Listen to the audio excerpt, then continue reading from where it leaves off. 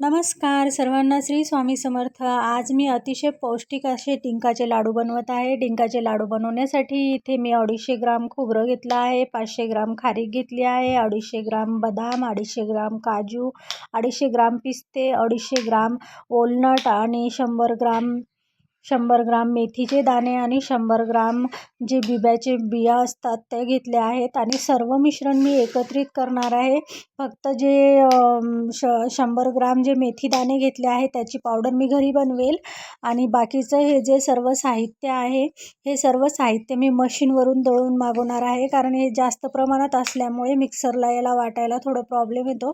त्याच्यामुळे मी याला चांगल्या प्रकारे एक ऊन दिलं आहे 1-2 तासासाठी आणि त्यानंतर मी मशीनला दळण्यासाठी देऊन टाकलं होतं।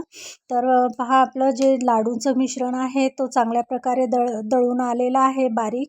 आणि आता याच्यामध्ये मी जो डिंक आहे डिंक तळून टाकणार आहे। हा डिंक मी 250 ग्राम तेवढा घेतला आहे। अतिशय पौष्टिक असे लाडू आहे। हिवाळ्यात प्रत्येक महिलेने आवर्जून खावे। कमरेसाठी फार पौष्टिक असतो डिंक आणि वातविकारासाठी पण हे लाडू फार पौष्टिक असे असतात।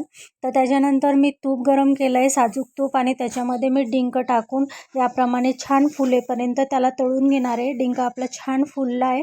आता मी डिंक एका ताटेमध्ये काढून घेत आहे आणि त्याच्यानंतर मी हे डिंक मिक्सरला वाटून घेणार आहे। याप्रमाणे पहा, डिंक चांगल्या प्रकारे फुलला आहे आपला। आणि आता याला मिक्सरच्या भांड्यामध्ये टाकून याची बारीक आपल्याला पेस्ट बनवून घ्यायची आहे।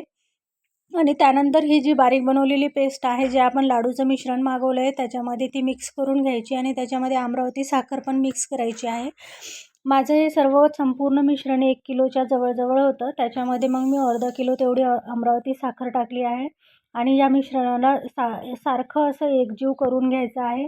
आणि आपल्याला हव्या तशा आकारामध्ये याचे छानसे लाडू वळून घ्यायचे आहे। थंडीमध्ये खाण्यासाठी अतिशय पौष्टिक असे हे लाडू आहे आणि मुलांना पण बुद्धी वाढण्यासाठी याच्यामध्ये आपण जे बदाम आणि अक्रोड वगैरे टाकले आहे त्यामुळे मुलांसाठी पण हे फार पौष्टिक आहे।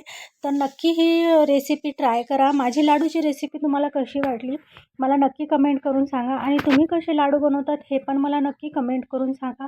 माझा व्हिडिओ आवडल्यास माझ्या व्हिडिओला लाईक करा, शेअर करा, सबस्क्राईब करा। भेटूया नेक्स्ट व्हिडिओमध्ये। सर्वांना श्री स्वामी समर्थ। स्वामी महाराजांच्या कृपेने आपल्या मनातील सर्व चांगल्या इच्छा पूर्ण हो ही स्वामींच्या चरणी प्रार्थना करते आणि आजच्या व्हिडिओला संपते। भेटूया नेक्स्ट व्हिडिओमध्ये। सर्वांना बाय।